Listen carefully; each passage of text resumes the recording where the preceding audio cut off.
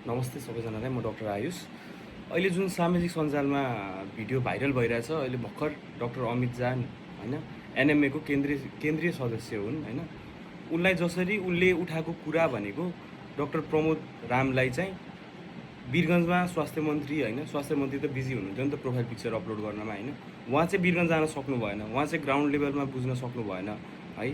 त्यहाँको नारायणी अस्पतालको के छ कन्डिसन भनेर उहाँले बुझ्न सक्नु भएन। तर के छ भन्दाखेरि अब त्यो विषयलाई उहाँले त ट्रमा सेन्टरमा ल्याएर राख्यो है। अब त्यसको लागि डाक्टर अमित झा एनएमएको केन्द्रीय सदस्य उहाँ जानुहुन्छ, त्यो कुरालाई उठाउनुहुन्छ भने उहाँले पुलिसले दमन गर्छ भनेपछि डाक्टरलाई जहाँबाट पनि चेप्ने होइन, डाक्टरलाई चाहिँ दमन गर्ने होइन। वाइ के डाक्टरलाई चाहिँ किन दमन गर्ने?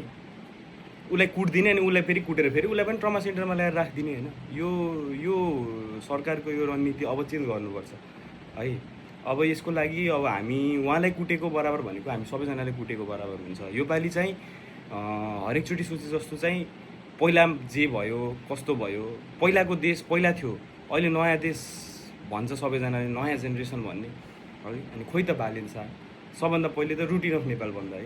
खोइ त रुटिन अफ नेपाल बन्द कहाँ त? खोइ त रुटिन अफ नेपाल बन्दले यो कुरा कभर किन गरे छैन?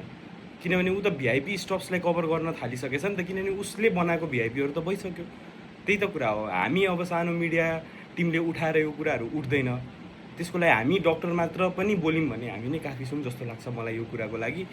अब इट्स नाउ अर नेभर भन्ने हुनुपर्छ अप्सनमा होइन। त्यही नै हो।